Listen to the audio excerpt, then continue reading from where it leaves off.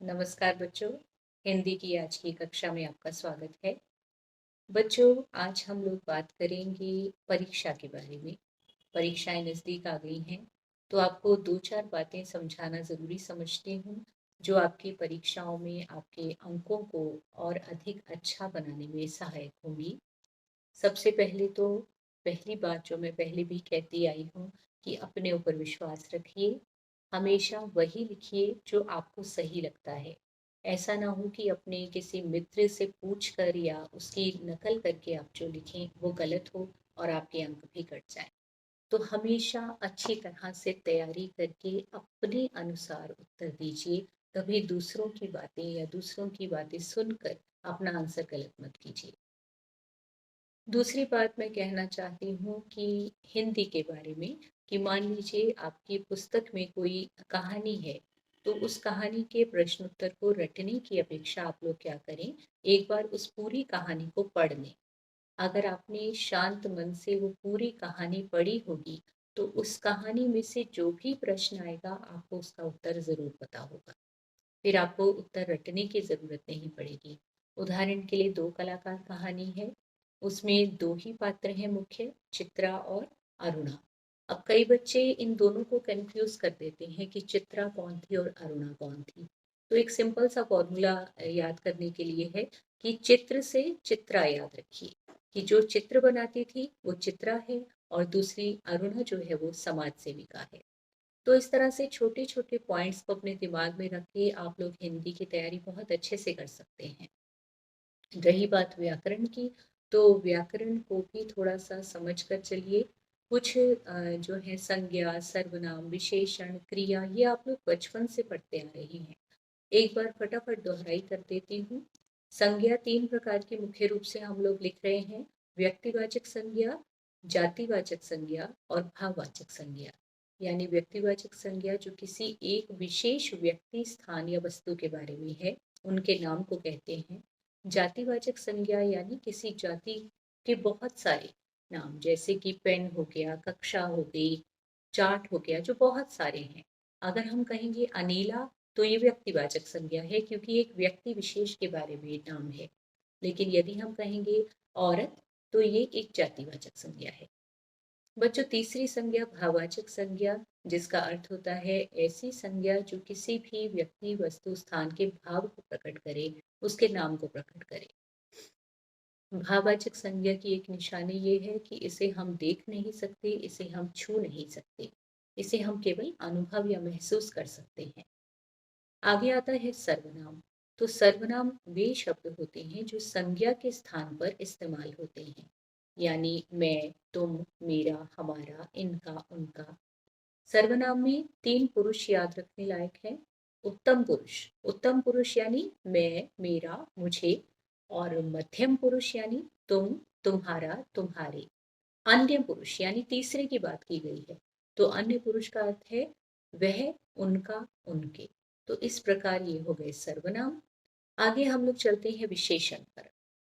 विशेषण किसे कहते हैं? ऐसे शब्द जो संज्ञा और सर्वनाम की विशेषता बताते हैं। जैसे नीला कुर्ता, यहाँ पर कुर्ता एक जातिवाचक संज्ञा है जिसकी विशेषता बता रहा है नीला रंग, यानी वो है विशेषण।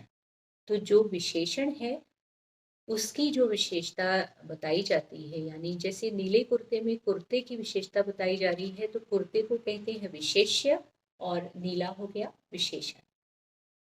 हमने किया संज्ञा, सर्वनाम, विशेषण। आगे आती है क्रिया।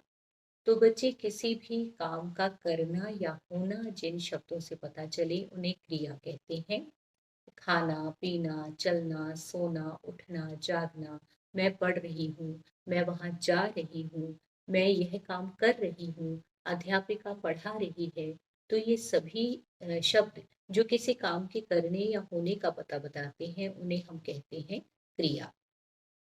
तो इसी प्रकार से क्रिया जो होती है वो 2 प्रकार की होती है, सकर्मक क्रिया और अकर्मक क्रिया। अब इसे किस तरह से याद रखेंगे? सकर्मक यानी साथ, यानी जिसके साथ, जिस क्रिया के साथ उसका कर्म हो वो सकर्मक, और जिसमें कर्म ना हो वो अकर्मक। उदाहरण के लिए, माता रोटी बनाती है, इसमें क्या बनाती है, तो उसका उत्तर शामिल है रोटी। तो यानी इसमें कर्म है, तो ये है सकर्मक क्रिया। अगर हम कहेंगे मोहन खेलता है, तो इसमें क्या खेलता है, हमारे मन में प्रश्न उठेगा, लेकिन उसका उत्तर हमें नहीं मिलता। तो हम क्या कहेंगे, ये क्रिया अकर्मक है, यानी इसका कर्म नहीं है। लेकिन यदि हम कहें मोहन फुटबॉल खेलता है, तो हमारे प्रश्न का उत्तर है फुटबॉल। तो यानी ये कर्म के साथ है, सकर्मक क्रिया। तो इस तरह से संज्ञा, सर्वनाम, विशेषण, क्रिया, ये आपको मैंने बताया। और एक और बात आती है, वो है क्रिया विशेषण। क्रिया विशेषण क्या है? जो विशेषण क्रिया की विशेषता बताते हैं। वह खाता है, इसमें क्रिया क्या है? खाता है। और वह कैसे खा रहा है, इसकी विशेषता क्या है? धीरे धीरे खाता है। यानी उसके जो खाने की विशेषता है वो है धीरे धीरे। तो धीरे धीरे शब्द जो है वो क्रिया का विशेषण यानी क्रिया विशेषण। तो व्याकरण को एक बार शांत मन से अगर पढ़ेंगे तो आपको सब कुछ समझ में आ जाएगा। शांत मन से कुछ भी पढ़ेंगे तो सब कुछ समझ में आएगा। कभी भी हड़बड़ी में, घबराहट में परीक्षा मत दीजिए। अपनी ओएमआर शीट को अच्छी तरह से भरना। उस पर आपको उसके ओएमआर शीट के पिछले भाग में, यानी उसके पीछे आपको उदाहरण दिया होगा कि आपने शीट को किस तरह से भरना है। ध्यान से भरिएगा। उसके बाद एक बार अपना पूरा प्रश्न पत्र अच्छी तरह से पढ़िएगा, क्योंकि पढ़ने से ही हमारे मन में एकदम से आ जाएगा कि हमने क्या क्या याद किया है और इसका उत्तर किस तरह से दिया जा सकता है। उसके बाद लंबे प्रश्न जो हैं, कहानी हो गई या वो हो गया, निबंध हो गया, पत्र हो गया, उसके लिए थोड़ा टाइम निश्चित कीजिए कि हमने इतने टाइम में 10 या 15 मिनट में ये एक प्रश्न खत्म करना है, ताकि बाकी प्रश्नों को भी आप समय दे सकें। तो जो बड़े प्रश्न उत्तर हैं, उनके पॉइंट्स बना लिया कीजिए। इससे आपको याद करने में बहुत आसानी होगी। मान लीजिए आप किसी का चरित्र चित्रण याद कर रहे हैं, तो आप उसके अलग अलग पॉइंट्स बनाइए। उसका व्यक्तित्व, या मान लीजिए मैं अरुणा का ही एग्जाम्पल दे रही हूँ कि अरुणा एक समाज सेविका थी। तो आप सबसे पहले क्या लिखेंगे? कॉलेज की छात्रा, दूसरा समाज सेविका, तीसरा अपने मित्रों के प्रति स्नेहशील, चौथा गरीबों के प्रति दयावान। तो इस तरह के पॉइंट्स अगर आप अपने दिमाग में बनाएंगे तो आपको इस उत्तर को लिखने में बहुत आसानी होगी। तो परीक्षाएं अच्छे से दीजिए, घबरा कर मत दीजिए, अपने ऊपर आत्मविश्वास रखते हुए दीजिए। तो निस्संदेह आपका जो रिजल्ट है वो बहुत अच्छा होगा।